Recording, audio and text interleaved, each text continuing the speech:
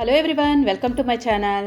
ఇవాల్టి వీడియోలో మనం ఇంట్లో దోసపిండి, ఇడ్లీ పిండి ఏమీ లేదు, ఉదయం పూట ఏం టిఫిన్ చేయాలో అర్థం కాలేనప్పుడు ఇలాగా బియ్యంతో ఒక స్పెషల్ రెసిపీ తయారు చేసుకోండి. ఇక్కడ నేను పల్లీలు బియ్యంతో తయారు చేశాను కాబట్టి హెల్త్కి కూడా చాలా మంచిది. ఇక్కడ 2 గ్లాసుల వరకు నేను పొడి బియ్యం తీసుకుంటున్నాను, రేషన్ బియ్యం తీసుకుంటున్నాను. వీటిని మనం పొడి బియ్యమే తీసుకోవచ్చు, కానీ పొడి బియ్యం మీద మనకి పొట్టు ఉంటుంది కాబట్టి ఇక్కడ నేను శుభ్రంగా బాగా క్లీన్ చేసేసుకొని దీన్ని నీళ్ళన్నీ కూడా వాటర్ అంతా పోయేలాగా వడకట్టేసుకోండి. ఇప్పుడు ఇలా వడకట్టుకొని పక్కన పెట్టుకోండి.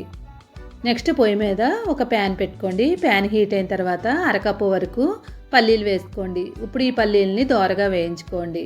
ఇక్కడ మనం బియ్యము పల్లీలు కలిపి తయారు చేసుకుంటున్నాము. మనం ప్రోటీన్స్ ఎక్కువ ఉండేలాగా పల్లీలను కూడా కలుపుకొని చేసుకుంటున్నాము.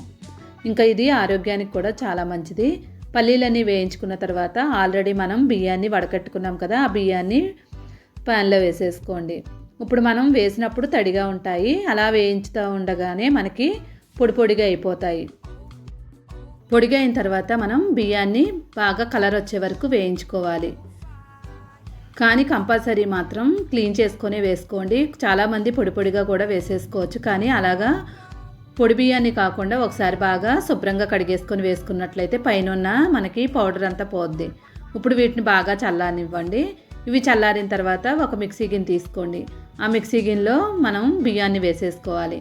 నెక్స్ట్ మనం ఆల్రెడీ వేయించి ఉంచుకున్నాం కదా పల్లీల్ని, ఆ పల్లీల్ని కూడా దీనిలో వేసేసుకోండి. ఇప్పుడు ఈ పల్లీల్ని బియ్యాన్ని కూడా మిక్సీ చేసుకోవాలి. మిక్సీ చేసినప్పుడు పౌడర్లా కాకుండా రవ్వలాగా చేసుకోవాలి. ఎక్కువసేపు మనం మిక్సీ చేసేసుకోకూడదు, పిండిలాగా అయిపోద్ది. ఇలాగ రవ్వలాగా ఉండగానే మనం మిక్సీని ఆఫ్ చేసేసుకోవాలి. ఇప్పుడు పొయ్యి మీద ఒక ప్యాన్ పెట్టుకొని ప్యాన్ హీట్ అయిన తర్వాత 3 టేబుల్ స్పూన్ల వరకు ఆయిల్ వేసుకోండి. ఆయిల్ హీట్ అయిన తర్వాత 1 టేబుల్ స్పూన్ మినప్పప్పు, 2 టేబుల్ స్పూన్ల వరకు శనగపప్పు వేసుకోవాలి. నెక్స్ట్ ఆవాలు 1 టేబుల్ స్పూన్ వేసుకోండి. ఆవాలు వేసుకున్న తర్వాత జీడిపప్పు కొంచెం వేసుకోండి. జీడిపప్పు ఉంటే వేసుకోవచ్చు, లేదంటే స్కిప్ చేసేసుకోవచ్చు. ఇప్పుడు వీటిని కొంచెం దోరగా వేయించుకోండి. మరీ ఎక్కువసేపు వేయించకుండా 1 నిమిషం పాటు అలా వేయించిన తర్వాత ఒక ఉల్లిపాయని సన్నగా పొడవుగా కట్ చేసుకొని వేసుకోండి. పచ్చిమిరపకాయలు 8 తీసుకొని సన్నగా పొడవుగా కట్ చేసుకొని వేసుకోండి. క్యారెట్ 1 చిన్న ముక్కలుగా కట్ చేసుకొని వేసుకోండి. కొంచెం స్వీట్ కార్న్, కరివేపాకు 2 రెమ్మలు. ఇప్పుడు వీటినన్నింటినీ కూడా బాగా వేయించేసుకోండి. ఇంకా మన దగ్గర ఏదైనా వెజిటేబుల్స్ ఉంటే అవి కూడా యాడ్ చేసుకోవచ్చు. గ్రీన్ పీసు, బీన్స్, క్యాప్సికమ్, ఇంకా పొటాటో ఏమున్నా కానీ వేసేసుకోవచ్చు. చూడండి, మనకి ఇవన్నీ బాగా వేగిపోయాయి కదా. ఇలా వేగిన తర్వాత ఇప్పుడు దీనిలో మనం నీళ్లు వేసుకోవాలి. మనం ఇక్కడ 2 గ్లాసుల వరకు బియ్యం తీసుకున్నాం కదా, 4 గ్లాసుల వరకు వాటర్ వేసుకోవాలి. ఇక్కడ మనం 1 గ్లాసుకి 2 గ్లాసుల వరకు నీళ్లు వేసుకుంటున్నాం. దాన్ని బట్టి మీరు చేసుకునే దాన్ని బట్టి నీళ్లు వేసుకోండి. నీళ్లు వేసిన తర్వాత రుచికి తగినట్లుగా సాల్ట్ వేసుకోండి. నెక్స్ట్ 1/2 టేబుల్ స్పూన్ పసుపు వేసుకోవాలి.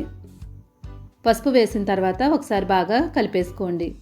ఇలా మొత్తం అంతా కలుపుకున్న తర్వాత మూత పెట్టి నీళ్ళన్నీ కూడా బాగా మరగనివ్వాలి. ఈ రెసిపీ మనకి చాలా క్విక్గా, సింపుల్గా అయిపోద్ది. టేస్ట్ కూడా చాలా బాగుంటుంది. చూడండి, మనకి మూత తీసి చూద్దాం. నీళ్ళన్నీ కూడా బాగా మరిగిపోయాయి.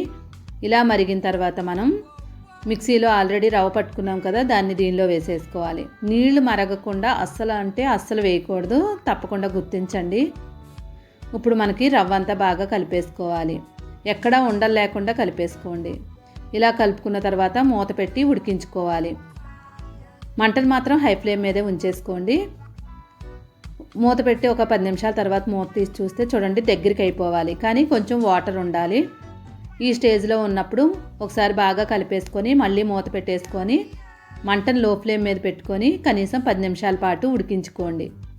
ఇలా సిమ్లో పెట్టి ఉడికించడం వల్ల రవ్వ అంతా కూడా చక్కగా మనకి ఉడికిపోయి పొడి పొడిలాడుతూ వస్తుంది. బిర్యానీకి ఎలా మనం ఉడికించుకుంటామో మంటను లో ఫ్లేమ్ మీద పెట్టుకొని అలానే ఉడికించుకోవాలి.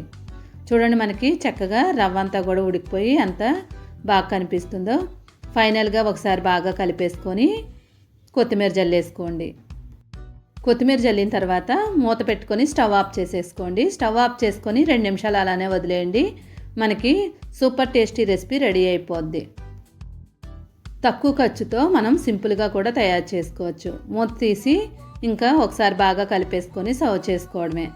టేస్ట్ చూసారంటే అస్సలు వదిలిపెట్టరు.